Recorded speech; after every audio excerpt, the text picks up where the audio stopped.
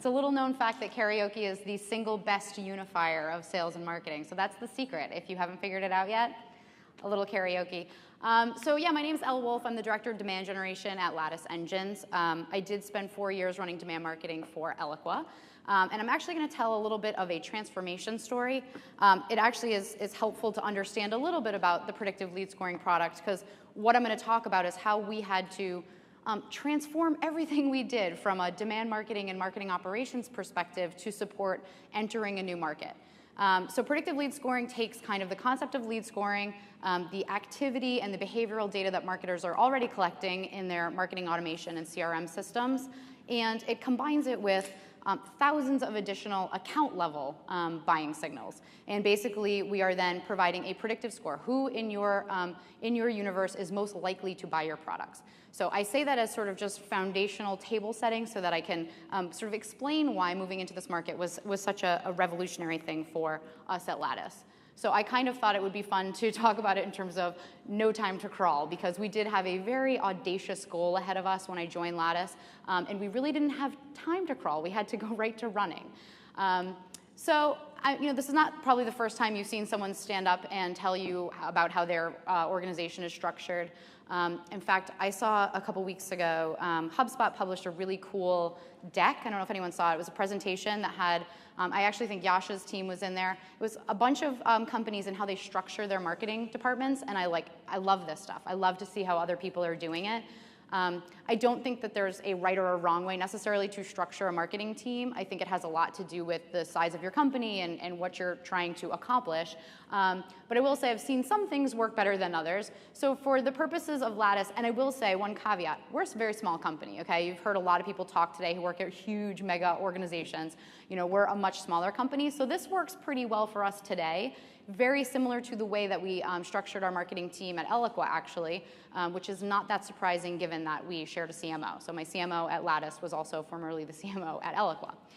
So just for context, so I sort of sit in the center there, and I like to think of demand generation as kind of the connective tissue, right? It touches a lot of things. And so the things that you see here in orange, I don't directly own, but I am intimately involved with these different functions. I depend very, very heavily on the content that comes out of our content marketing group. I leverage, all of the great media coverage that we get, and all of the analyst reports that are written about Lattice that are driven by our communications group. So while I don't own those functions, I depend on those people and the output of their groups to do my job. I do, however, directly own the rest of this stuff. Marketing operations, I've seen this live in various places. Again, for B2B companies, this is mainly concerned, I think, with the systems, the processes, the integration between those systems, and that's certainly what it is for us. Big companies, a lot of times you see events get split out. I worked for Eloqua, who got acquired by Oracle, and they have an events department that just does like branding events. For us, events at this early stage in the market for us, this is a cornerstone of our demand strategy. So every event we look at as a lead generation opportunity, which is why I'll be coming around to collect business cards as soon as I get off the stage. So that's a little bit about how we're structured. So again, you've probably seen something like this before. I want to kind of provide a little bit of my own philosophy on what I think demand gen is here to do, basically. It's an interesting role because we are touching people at all these various stages of the funnel, right? So our responsibilities do tend to be really broad. For us at the sort of pre-funnel or suspect stage, we're out there doing a lot of awareness marketing, influencer marketing. This is where social media and content comes into play. Moving down the funnel, we're doing a lot more sort of things that are focused on conversion, things like paid media and events. And because a lot of the demand that we generate, and John talked a lot about this, but a lot of the demand that we generate, particularly in this very nascent market, it's very latent. We get a lot of people who are like, oh yeah, that predictive thing, I'm trying to learn about it. From the time they raise their hand to the time they become a customer could be a year, right? So they're very, very early stage when we pick them up, and it's the work of marketing to really cultivate that latent, demand over a long period of time. But much like John talked about, I actually am only successful if my sales team can actually create qualified opportunities and close deals. This was something that we took very seriously at Eloqua. The marketing team owned a number. Our comp was tied directly to our ability to generate qualified opportunities for the sales team. So they believed in it so much so that I was very fortunate in one year got to go on President's Club because they really treated marketing like a part of the sales team. And so they would send a couple of marketers every year. I got to go to Grand Cayman and live it up with the sales team, which was really cool. And so we're trying to adopt that same thing at Lattice and really own a number, own a part of the pipeline. I'll talk about what that looks like for us. But because we're looking at people all the way down the funnel, in that last stage, I really have to help my inside sales team be successful. I have to make sure that they know how to pitch this product. I have to give them templates. I have to also try to empower our potential buyers to make the right decision. And that was some of that later stage content that John talked about. So it's an interesting role that I think brings together a lot of disparate parts of the organization, not just the marketing team, but the organization at large. So this is kind of my view of kind of what demand gen does. So my story begins here. I'll sort of tell it like the tale that it is. So I left Eloqua shortly after they were acquired, and I took what I like to refer to as my rebound job, and I'll talk about that at the end. I went and took a little detour, and then the CMO of Lattice was looking for someone to run demand gen, and he had been my CMO at Eloqua. So I went and met with him around July of last year. And he started telling me about where this company was headed. And they were building this really cool marketing technology to sell to marketers, this really geeky stuff. It's like the kind of stuff that I love. And I was very excited about the opportunity and very much wanted to join this team. But it was very early stage. They hadn't quite launched the product yet.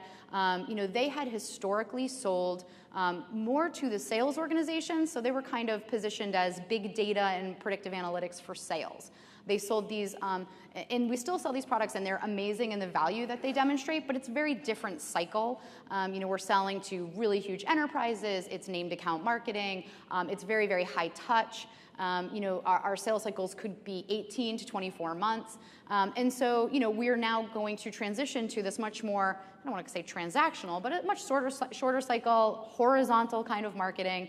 And oh, by the way, we're going to do it in like 2 months. And so, I was, while very excited, I think what I didn't quite grasp is how much foundation we would need to lay in the next 2 months to be prepared for this. So, there's nothing like a deadline to get you focused. For us, the deadline was Eloqua Experience last year. We were going to launch this product officially at Eloqua Experience. I joined in August. That was going to be in October.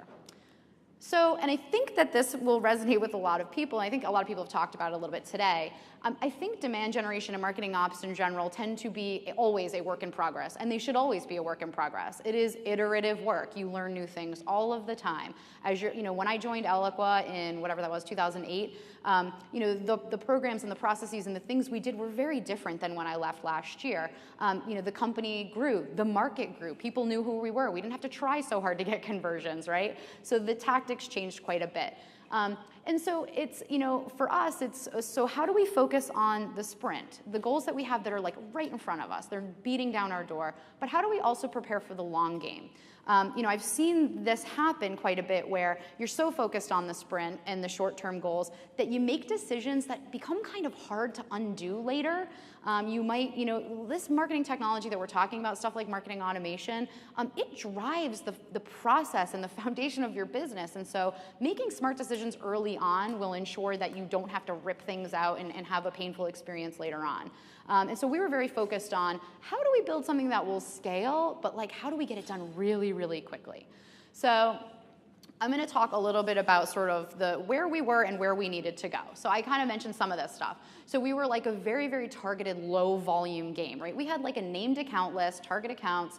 The things marketing did were more like direct mail campaigns and really targeted events and really trying to help those sales reps cultivate relationships. But we knew who we were trying to sell to. It was very, very targeted. Well, when we're launching this new product that I talked about, we had to go to a really horizontal kind of high volume game. I need to increase the size of my top of funnel demand so that I have people to market to. So that's a huge difference. We're in this kind of unknown category. Our products for sales, a lot of times what we compete with are people who are trying to do this kind of work in-house. So it wasn't really a known category. And we really feel like, okay, look, we need to build an established category. It is building on the foundation that the marketing automation providers have created in lead scoring in general, but we really need to get some awareness in this market. When I joined Lattice, I would say that our sales process was marketing assisted. Marketing helped, sure, but now we needed to be marketing driven. Marketing needed to drive most of the pipeline in this new world that we were going to step into. So in 2013, marketing sourced about 10% of the revenue. And that, the big caveat there is most of the revenue that we actually sourced in 2013 came in Q4 after we had launched the process I'm going to show you. So this year we have to source 45% of the revenue. So that's a lot of growth. And you don't just sort of like cross your fingers and hope to get there. There's a lot of things have to happen. And you know, I've been doing this long enough to now know that there's never some silver bullet. It's the stuff that John was showing you. It's really trying to optimize your mix, test a lot of stuff. I spent probably a year while I was at Elle of basically running programs that didn't work very well. It was a great luxury. I got to just kind of like, let's try this and see what happens. And the goal was to get to a place where you knew exactly what worked. You knew exactly how much it cost to acquire a qualified lead and an opportunity, and you knew what channels worked and all the things that John was showing you. But you kind of have to start somewhere, and when I joined Lattice, we didn't have a benchmark. We didn't have a starting point. Everything was new. I mentioned this, 12 to 18 month cycles was the average on the sales side for the products we were selling, and now we're talking about a 3-month sales cycle. And then this next one's kind of a big one for me. Look, I think that there are certain populations within Lattice that thought of us more than the arts and crafts department, but I think generally speaking, the organization didn't quite grasp what marketing could do, what they were capable of.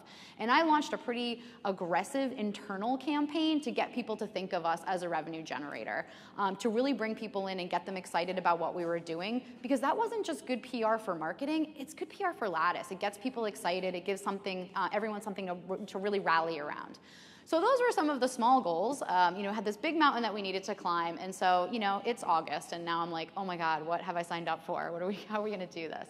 So at a really high level, I'll kind of talk through, and then I'm going to show a whole bunch of pretty pictures. So I know it's like this afternoon period where everyone's like, I need a coffee. So I'll show a whole bunch of big animal pictures, and hopefully that'll be fun to look at.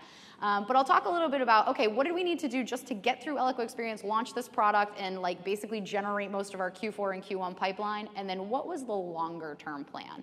So look, it was pretty easy. We were going to launch this product to Eloqua Experience. Eloqua customers are a great natural fit for the product that we were going to launch because a lot of them have adopted lead scoring. They have pretty sophisticated demand gen processes. They have sales teams, which this is a natural fit for. So we really worked to identify who the Eloqua customers were. And this is good old-fashioned roll up your sleeves and start mining for data. And we did that because I wanted those people to have some experience with our brand before they met us at Eloqua Experience. I wanted the opportunity to send them some emails and target them on Facebook and do all that stuff. I knew that if we just showed up at Eloqua Experience and said, take our word for it, we have a great product that you're going to love, it would probably fall a little bit flat. We needed to create a lot of buzz going into it so that people would say like, oh, I feel like I keep hearing about you guys. Yes, you do. It's because I keep putting content in front of your face every 5 minutes. The other thing was because we didn't have, again, like people, I think on the sales side, we did have a brand that people recognize, but with the marketing community, we really didn't yet. And so one of the great things that we were able to harness was the influencer community. People like Dave Lewis and John Miller and David Meerman Scott and Ann Hanley, who runs the Marketing Profs handle. People like that have far greater reach than we will ever have just on our own. And so being able to tap into that helped us to get our message out, and I'll show you exactly how we did it. And then we also had some early adopters who were great advocates for Lattice, and we really tried to get them to tell their story. People like Yasha actually at MindJet gave a great presentation with my CMO at Eloqua Experience to really show the value that they were getting from the product. So that was kind of the really early stage, like, all right, let's just get noticed by these people.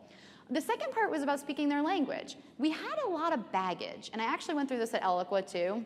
we were kind of the enterprise brand. We were the serious brand. We were very buttoned up. And it was actually, it was Marketo when we were Eloqua that kind of kicked us into gear, because here they were like cool and funky, and they were this fun like Bay Area startup, and we were like this like, oh, we're kind of enterprise. And so I sort of learned that lesson early that, you know, if you want to stand out while like fitting in, you really have to demonstrate to people that you get it, that you're an insider, that you speak their language.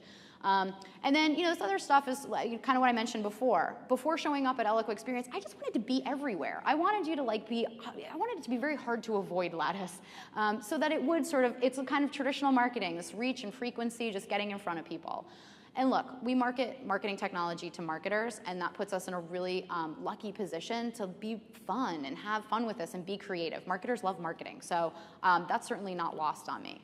And then I talked about this before, because inside sales would now suddenly be like the critical factor in how we actually generated pipeline, as opposed to just a field team like, you know, cultivating these relationships. These guys needed to be trained. I mean, they needed really specific playbooks and talking points and email templates and scripts and like you name it. We built all that stuff to make them very successful. And oh, by the way, a lot of the people who we were going to, you know, generate some interest from were going to be really latent, and we didn't really have a nurture for these people. So we had to build some nurturing, and I'll show you how we did that sort of 1 week at a time. And then, you know, as we sort of travel into, okay, what's the longer term plan? Look, I'm very lucky. I work for a predictive analytics company. So one of the things we're able to do is use our own data and software to identify the predictive attributes for us. So for us, it's things like changes in marketing leadership, company growth indicators. Did a company just get a B round of funding or greater? John mentioned Built With. Built With is a data set that's included in our data cloud. So I can find out every time a new Eloqua or Marketo customer puts those tracking tags on their website. These are all predictive elements that become really important indicators for us. So I would say we're doing kind of both. We're doing this sort of horizontal air cover marketing to educate the market about what this new category is that we're trying to define.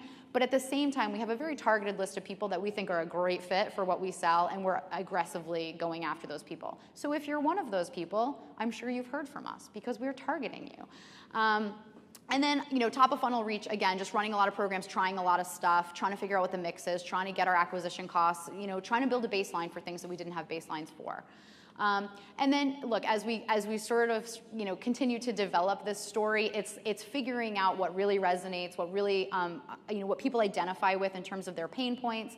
I'm a big person for consistency. I think it's incredibly important that the story you hear from me here today, the conversation you have with someone at our booth, the email that you get from the rep after, the blog post you read on our blog, all those things have to have a common thread, a consistent theme, because that's how you're going to remember us. That's how you're going to go like, oh, they're those guys, the ones who always say that thing. So that's important. And look, we should just keep being clever. I think marketers appreciate smart marketers. And so I try to make sure that everything we do is sort of smart and clever and creative and interesting. I don't think B2B marketing has to be boring. And we are B2B marketers, but I think a lot of times we sort of default to the easy thing, like here's the white paper. So we've tried to address that, you know, we try to dress it up and make it interesting for the marketing audience. And then, and we're already sort of refining this ISR model on kind of a daily basis, figuring out what works, finding problems with conversion rates and trying to identify why those are happening and where we could be more efficient, you know, extending and constantly optimizing our nurtures as we, you know, try to pull people through the cycle for a longer period of time, and listening to the sales feedback to develop tools that are going to really help them to sell. So that's kind of like, you know, all right, the basic blocking and tackling, like let's just get out ahead of this thing, and then thinking about sort of longer term what we needed to do. So I'm going to take you through some incredibly tactical things that we did. Like I'm going to go way, way, way down into the program level and show you some of the things we did. So as a very first step, I said, you know, we're going to Eloqua Experience. We want to target Eloqua customers. We want to let them know we're going to be there. We want to educate them about what we do. So I'm not above pimping out my CMO. He was the CMO of Eloqua. He's got a recognizable name. People know him. I sent everybody an email from my CMO. So, and I love, like, you would be surprised how many people like reply to this and they're like, hey, Brian, great to see you. So obviously this came from the marketing team, and we just sent a little campaign and said like, hey, aren't you super excited about Eloqua Experience? We're going to be there. We do this cool thing called predictive lead scoring. Here's what we're going to be talking about. Check it out. If you want, take this cool piece of content. It's free. And by the way, we think people are so excited about predictive lead scoring that you should book your demo with us now. So we're trying to create a little bit of an exclusive thing, like beat the crowd, let's book your demo. I had very low expectations for how that would do, and it actually did pretty well. And we actually gave, for anyone who pre-booked a demo, so you could actually pick a time that you wanted to come by our booth, have a dedicated person like give you a demo of the product. All those people got a copy of Nate Silver's The Signal and the Noise, which ties very nicely to our value proposition. So this was like step one. We literally took the list that Eloqua, I was like, these are like the dirty little secrets. We took the list that Eloqua gave us, much like the list that came in your conference brochure of all the companies and titles of the people who are here, and we like gave it to a guy who went and found like the actual people and their email addresses, and we started to build a list of people we really wanted to nurture and cultivate. So those are the people who we were targeting, and some of those people we already knew who they were, but just trying to build a target list of people we could, try to find on Facebook and put ads in front of. So this was sort of step one. Step two, this was all about speaking their language. So I'm really, really lucky, and it's not lost on me, I'm really, really lucky that I am basically marketing to myself, right? The stuff that we sell at Lattice Engines, the stuff that we sold at Eloqua, I am a user of. So I kind of know what's going to resonate with me. And I know that the marketing community, especially the really early adopters and the heavy users of marketing automation, think of themselves as total marketing nerds. And it's funny, I didn't realize until we put this campaign together how much that community was like looking for a voice for their movement. Like, yes, we are nerds. Like, it was amazing the response we got to this. So basically what we did was we put together a contest and we said, take to Twitter, tell us why you're a marketing nerd. You're gonna get entered into this. It didn't even matter what we were giving away. Honestly, people didn't care. They couldn't wait to tell us why they were nerds. It was like fantastic. And the other thing we did was really harnessing our influencer engine. So when we launched the contest, we actually have a really good content marketing practice and a pretty widely read blog, which certainly helped. A lot of these foundational elements have really helped to make everything we do a little more successful.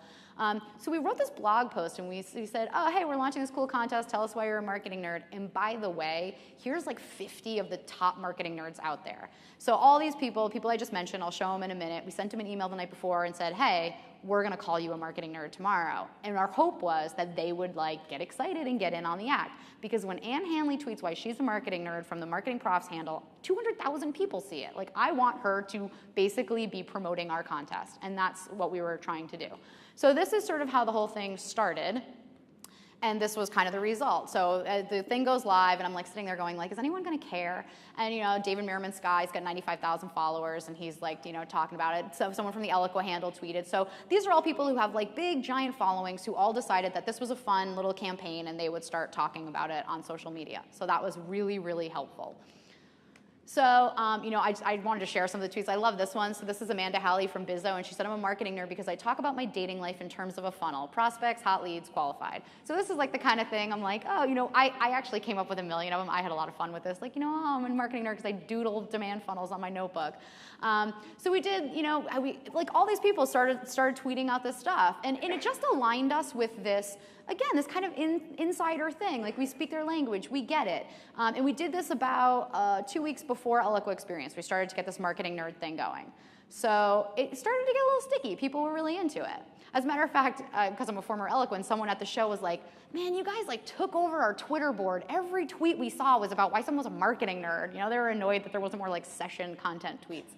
So, and I love to take a theme and just like pull it through every possible touch point. I think that's really fun. So this is what our booth ended up looking mostly like at Eloqua Experience. And then I had my team dressed in these ridiculous uniforms. So they had these like t-shirts with like, it was very 50s nerdy because we have these like two kids, right? So they had like these like ties and pocket protectors, and it had the hashtag on the back of their shirt, and they wore like jeans and Chuck Taylors and these glasses. So we were very recognizable. There was like an army of us at Eloqua Experience all walking around dressed up like nerds. So that was pretty fun. And then we had all these cool props. We brought all these props so people could like hold them. And we went around and we took photos and we posted them to Twitter and Instagram. And people gave us like little captions for why they were marketing nerds. And like, it's the exact thing you want to have happen. People like this campaign so much that they were like emailing us and tweeting at us like, hey, could you send us some whiteboards for the team? We actually have them on the back table if you'd like a nice little whiteboard with a demand funnel printed on it. Send me one of those marketing nerd shirts. I really want one of those. So suddenly this little thing that we created started to bubble out, right? And people are sort of taking it and giving it a whole new proportion, which is exactly what we wanted to have happen. So this is sort of the beginning of, hey, we sell this cool product to marketers now. You may have never heard of us, but we get you. We totally speak your language, right? Trying to build some credibility.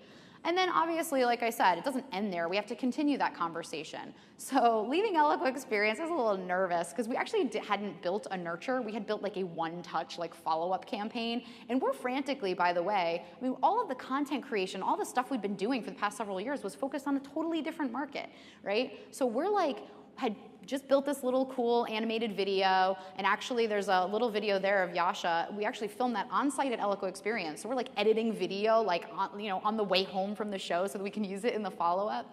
So basically we built this little campaign. It ended up being 3 touches, and literally this is my nurture. This is my marketing nurture. Because I didn't have time to, like, as one of my former colleagues used to say, I didn't have time to like go down in the lab and like orchestrate this big, beautiful, amazing lead nurture by stage and roll. Like I didn't have time for that. I had to like fly the plane while changing the wings. So literally my marketing ops manager and I sit down once a week and we go like, okay, what's gonna go in the nurture next Thursday? And that's okay for us right now. At some point we'll go back and we'll re-architect it. We've moved some touches around based on how they're performing. We've added some things that we think make more sense. We put them in a sequence that we think works a little bit better. At some point we may have different role-based for demand gen titles or marketing ops. You know, I built a marketing, and if anyone is in Eloqua's nurturing campaign right now, I apologize. I am the architect of that. And I was, you know, I already had a nurture, so I got to spend like 3 months specking out this crazy thing. It had alternate subject lines, and it moved you around based on like, you know, how your stage changed. It was like this really elaborate thing. This is like, how do we just get out ahead of this thing one touch at a time? So, and you know, it's the message I guess I'm trying to give you is that like done is better than perfect, right? Like sometimes that's okay, and you have a lot of time to focus on the long game, but sometimes, you know, sometimes focusing on the long game, it was actually interesting. I think Meg said today, like, I like to think of us as using Agile with a lowercase a. And Agile's not a good excuse for having no strategy. So I don't want to, not to confuse that. Like, we do have a strategy. Our problem is we don't have enough time. And so we're just trying to, you know, get out ahead of it and then focus on, all right, how do we build the thing that's the big, beautiful thing that we're going to be proud of forever? Oh, that's not rendering right. That was a funnel. I'm not sure what happened. So let me just take a step back. So I do this a lot for events, particularly if you run a lot of events that are very expensive, and you know and it's important what you get out of them. I actually set very, very specific goals. So we set specific goals, and we used to do this at Eloqua for how many badges do we want to scan? You know, how many demos do we want to give? So going into Eloqua Experience was a very big investment for us, and again, you know, sort of make it or break it for how we're going to generate pipeline for this new product. So we set some goals that I think were a little bit crazy, and I'm not going to show you the goals. I'm going to show you how we performed against them. So total leads would actually be the number of badges we scanned. We overachieved by 15%. I told you about all that data we went out and sourced and all these people we started nurturing and talking to. If you include those people, we overachieved by 225%. So we got a lot of people, a lot of new people in our database that we started talking to. On-site demos, we overachieved by 27%. I was shocked that like people were standing by the end of the day because I was like, more demos, more demos. I mean, we wanted to have qualified, engaged conversations with as many people there. We actually ended up touching 25% of the total audience, which is like a feat in and of itself. And actually, 15 of those demos I hoped would be pre-booked in that little landing page I showed you at the beginning, and we actually pre-booked 18. So I was like very pleased with that number. That was quite good. And then we actually just recently hit our MQL target, so we're at 100% of the MQL goal, and it took us a while to get there. You shouldn't walk out of an event with a whole bunch of MQLs. Like there should be a long tail on that, right? So people who took a demo with us on site, a lot of those did. If they looked like the right people, they did MQL right away. But a lot of people needed more nurturing, more education, and so I was very happy to find that we had just finally hit our MQL target. And we're still lagging on SQLs, and that's okay. There's still plenty of stuff that we're cultivating that will still get converted over time. There's certainly a long tail on this. So those were kind of the very specific demand. And remember, like, we haven't really marketed this product before. Like, this is our big coming out party, right? So how we did at Eloqua Experience, the amount of demand creation that happened there was pivotal to what we were going to be able to do, capitalize on in Q4 and Q1. I mean, we had revenue targets for this product that we hadn't launched yet for Q4, and most of the demand had to come from here. So just to, I'm very pleased with this. So to date, from Eloqua Experience in this entire campaign, we've closed 9 deals, and we still have 48 late-stage ops. So there's a lot more revenue to be had here. So I can't say enough great things about my team. I'm very lucky to work on a really great team. And obviously we're small, so we can be very agile and nimble, but this was a huge team effort. Obviously all of the influencer engagement that we did is what, helped to make this thing successful. But when we got to Eloqua Experience, people were coming up to us being like, oh, you guys, yeah, the nerds, that's pretty cool, right? And then it's like, okay, I want to find out what you do. And everyone there is a potential prospect for us because they're all the right fit. So all we had to do was be a little clever and get them to, care about who we were as a brand.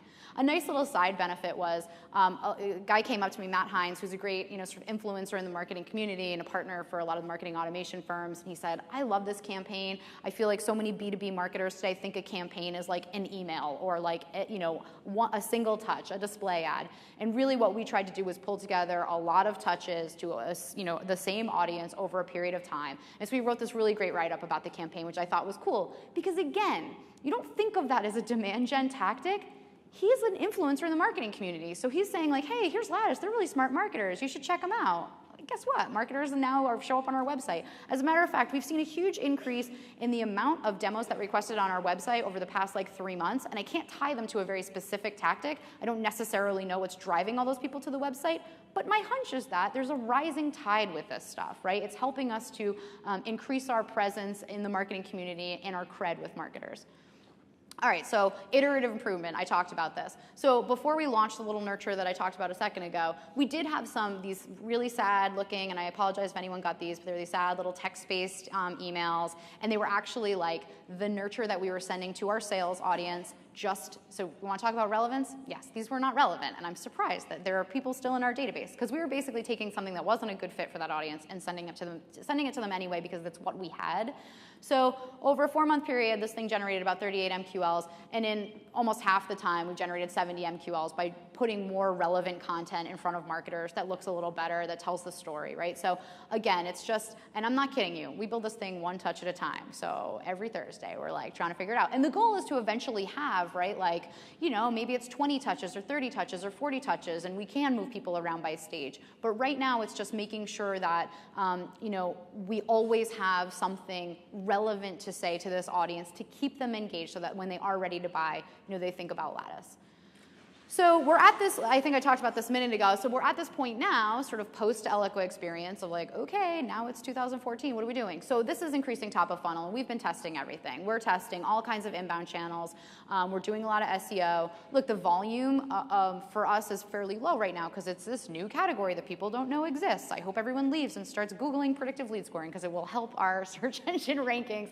But basically what we're doing is putting a lot of additional and what I call slightly adjacent content out into the market. So this is a great piece of content that we worked on with Craig Rosenberg, the CMO's Guide to Marketing Technology. It's very meaty, it's very deep, it's got really, really good tactical takeaways. It isn't about predictive lead scoring at all, but it's something that appeals broadly to marketers, and this is providing that air cover, having people have an experience with our content, an experience with our brand, so we gain permission to market to them, right? Changing the tone. I mean, I worked at Eloqua at a time where when I joined, we were really kind of the serious guys. And I credit a lot of, the growth that company saw with changing the tone and thinking about it a little different and being a little more creative and a little more interesting. And being able to compete with these really cool, snazzy looking startups, right? And so we started to change the tone a little bit. I'm showing both a print and an email holiday card that we did this year. And this, if you had we were so serious, and I actually wasn't sure we would actually be able to get approval to do some of this stuff because it's really different than anything we had done, but people really liked it. So shout out to Marcom Central. We actually use this image personalization quite a bit. I started doing it when I was at Eloqua, and one of my feelings with this stuff, I think this stuff is awesome. Steve Woods, one of the founders of Eloqua, used to refer to it as your name on a cow, because I think one time he got an email and it had his name written in spots on a cow. And we do a lot of really custom stuff with this, which has been fun. I think that when you can get something like this in front of someone, you do gain permission to continue marketing to them. If the email that I get from you or the touch that I see from you I think is really creative and interesting, I'm going to look at the next one because I'm going to be like, oh, what are they doing next? They got something cool up their sleeve? I mean, I as a marketer, I borrow from other marketers. I pay attention to marketing that I think is interesting and creative. So part of what I'm doing here is just trying to gain that permission. We did it was actually really funny. It was a great anecdote. One of my first days at Lattice, my marketing ops manager, I was telling them like, oh, I did this really fun image personalization stuff in some of our welcome programs at Elle. And she's like, do you mean that thing with the statue that had my name engraved on it? And I'm like, I do. She had saved this email that she had gotten because she thought it was really cool. So it was like, oh, good, it's working, right? I'm not crazy. So, and then look, I am a career opportunist. Like any chance I can find to align something timely or interesting to what we do, I take that opportunity. So we recently did one of these, it was a Valentine's campaign, like, hey, we've got something to say about Valentine's, and we have an opportunity to do something fun and creative and interesting. And I know these things are well received because I get emails from people who receive them and they're like, oh, that was so cool, that was so funny. So again, it's just taking a chance to just get in front of people with something that's both relevant and interesting. Okay, so this was sort of now having gone through this process, I kind of have a few key tips, takeaways, survival notes, I don't know, that I thought I would share. So the first is look, you gotta especially if you're really short on time and you have a lot to do, you gotta dive in deep enough to know what's going on. I had to understand what our demand funnel looked like. Our demand funnel when I joined Lattice was kind of flat, right? I mean, you had a rep who would go out and cultivate this relationship, and there might be a handful of touches. There was no real specific definitions or stages. When you move to a high velocity, sales process that's going to be marketing driven, how lead management works is critically important. It's the foundation, the backbone for everything you do. So the handoffs, the stages, when does a rep move something from MQL to SQL? What are they agreeing to when they do that? How long do they have to do that? What are the dispositions that they use when they're going to disqualify something? If you don't have any of that, you'll never learn anything. So, I mean, I had to very, very quickly address, okay, where are we right now, and what changes could we make quickly to facilitate this process? And our funnel and our stages and our definitions and all of that stuff are definitely a work in progress. There is room to optimize, but we got to a place very quickly where we could run these programs and dramatically increase the amount. I mean, when I started, we were sending an MQL a week or something like that to sales. And now we're doing 30, 40, 50. So if you don't have the underlying processes to support that, the whole thing will break. And the takeaway here is it's going down in the lab, as I said. I didn't have time to be okay, let me map out what would be a really amazing funnel for us, and let's all what Dave Lewis said, sit in a room and get buy-in. I didn't really have time to do that, and at some point we will need to do that. What I needed was very quickly to get to a place where we wouldn't break the infrastructure that we had. So dive in deep, but don't stay too long. Don't sit there and try to architect this thing that is going to be the thing that you're going to stick with for the rest of your life. Make good decisions, because some of those you will have to take with you into the future.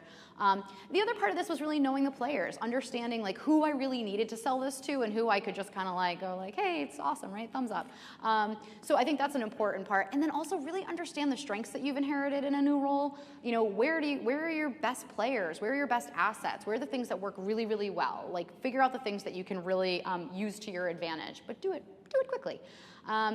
So patch the engine. Again, this is about don't over-engineer the thing. Marketing automation, CRM, lead management process, sales and marketing alignment. All of these things are big, huge things. And we've heard from people today who have taken 48 months because they had to. There's these giant companies. Part of why I'm able to do some of this stuff is because I'm small and I'm nimble and it's easy for me to do some of these things. But for me, it was, I couldn't afford to over-engineer it, or I wouldn't have any infrastructure for any of the stuff to hang on. And I had to make concessions. I'll tell you, I mean, I was I had to spend a week being kind of annoyed by the lead stages and definitions that I had to agree to just to get this done. And I kind of had to say all right, I'm gonna make this concession now, and in the future, we're gonna fix it. We're gonna get it to where I want it to be, but I'm not gonna dwell on that because we won't get anything done.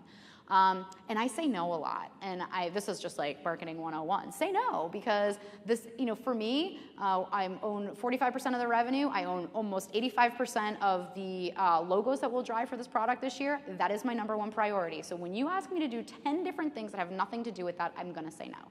I think it's ruthless prioritization. I think it's really, really important if you're gonna stay out ahead of your goals. Addressing the gaps, a lot of this is about talent. None of this stuff happens without the right people. I couldn't do my job if I didn't have an awesome team. On day one when I started at Lattice, now this should have raised some giant red flag, but on day one I did not have an events manager. And events, as I just said, were the cornerstone of our demand strategy. And our big launch was at Eloqua Experience. So these were all very big problems for me. Before I even joined Lattice, like the month before I joined, while I was transitioning out of my last role, I was interviewing events managers for my Lattice position. I had someone in there like on day 2, and she's excellent. Sometimes you have to do what's unpopular, and I think sometimes in a new role, people are so conscious of like, oh, this isn't gonna go over well, people love that person, but like if that's not the right person, and that's a critical role to actually how you're gonna drive this engine, sometimes the decision you make is slightly unpopular, and that's okay. You also have to ask for what you need. I mean, really quickly, I identified that we had a gap. There was something that we weren't good at, and I tend to think SEO is sort of this black box. It's like this. There's all these really technical things, and it's like changes every day, and it's sort of like Google has a, like I don't know, they go out to breakfast and something changes, and then you have to retool a bunch of stuff. And I knew right away, like, I need someone who like really, really knows that stuff. And so I asked for it. Like, this is what I want to do. I want to hire this person. It's a totally different role than we've had before. And particularly around talent, it's like, it's never anyone's favorite thing to do, and it's incredibly time consuming, but if you don't make time, you will never actually get the right people on the bus, and you just have to make time for it. So that's a lesson, unfortunately, I've learned the hard way before. As I talked a lot about, I fall forward every day, and like, I'm not gonna say it's all perfect. As I said, done is better than perfect in my book, at least for today.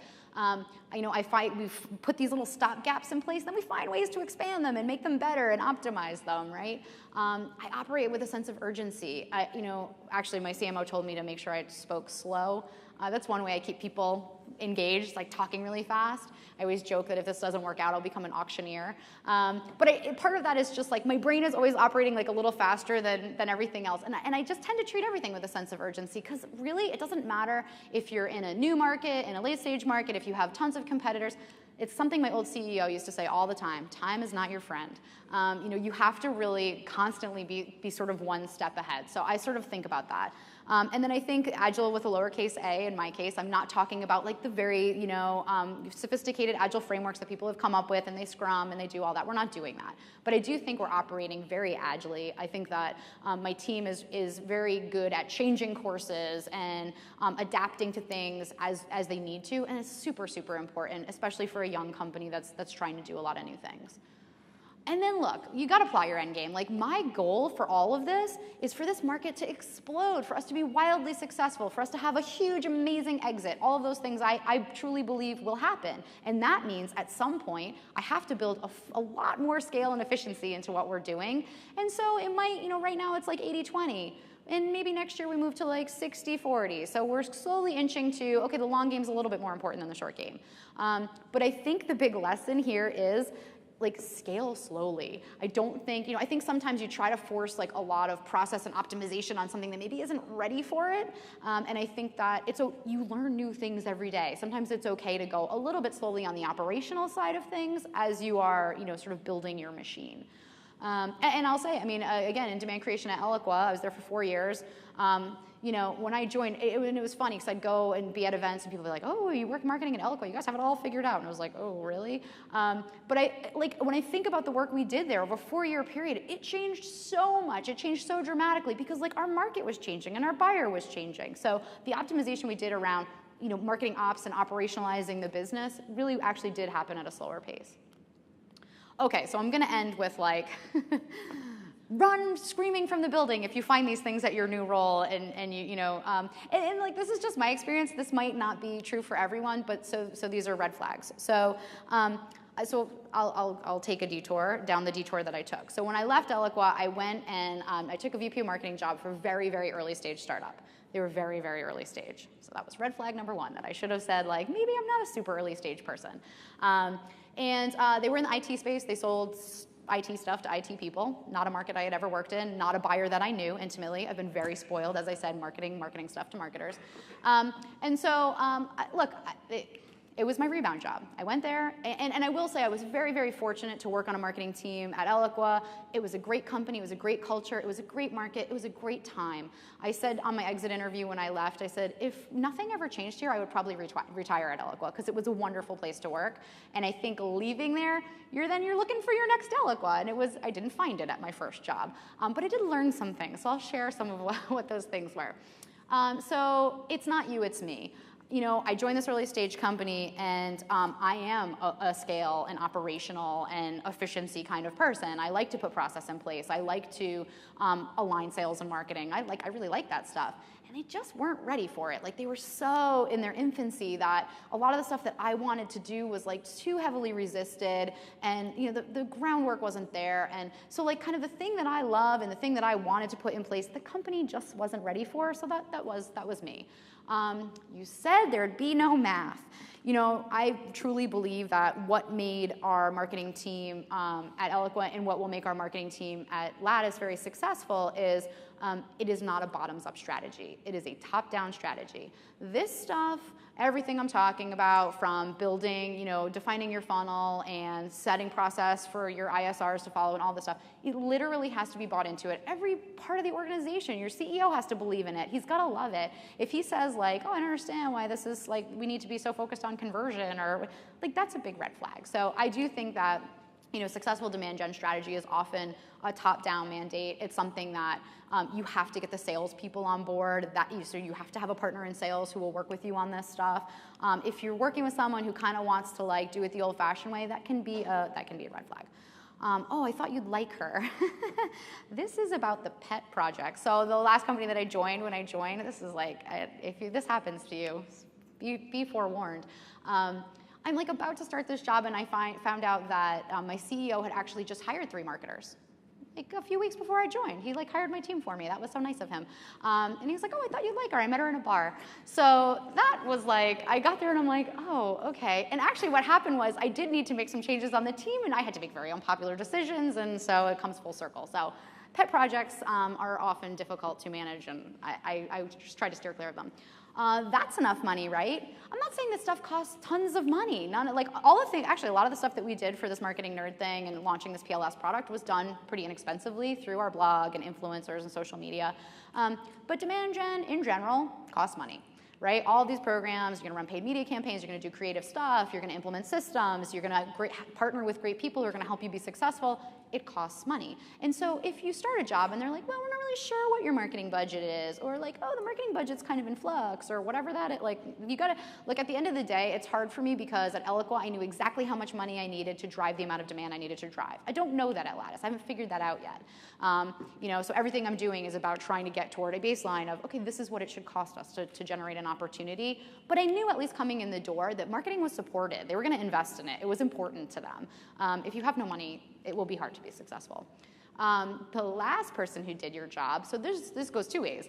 Either the last person who did your job was amazing and we love that person, and therefore it would be really hard for you to ever be as awesome as that person. That could happen to you. That has happened to me. Or that person made incredibly sound decisions. I'm sure of it. So the things that you're worried about, maybe you shouldn't worry about. The other problem can be the last person who did your job wasn't that awesome. And it's going to be hard for you to be awesome because we don't really believe that this job is that important. So if you encounter one of those things, it can be very difficult to overcome. So these are my red flags. Everyone has theirs. But for me, these are things that I will be mindful of in the future. I said in my little abstract for this that there's a fairy tale ending to this. I signed up for a job that I didn't realize was going to be quite as hard or aggressive or crazy as it was, and it has been a wonderful experience, and I'm so proud of the work that my team has done. As a marketing practitioner, it's really cool to be able to stand in front of you guys and tell this kind of story and have it be relevant. I'm very lucky in that way. But I think, look, everything you could say, okay, we could have launched this product in October and put out a press release and done some stuff. I don't think that we would have at all set ourselves up for the kind of success that I believe that Lattice will have, because marketing was really, really effective in how they launched this program. So that's all I got. If there's any questions, I'd be happy to answer them. I will stand here for a moment until it gets awkward. Okay, thank you.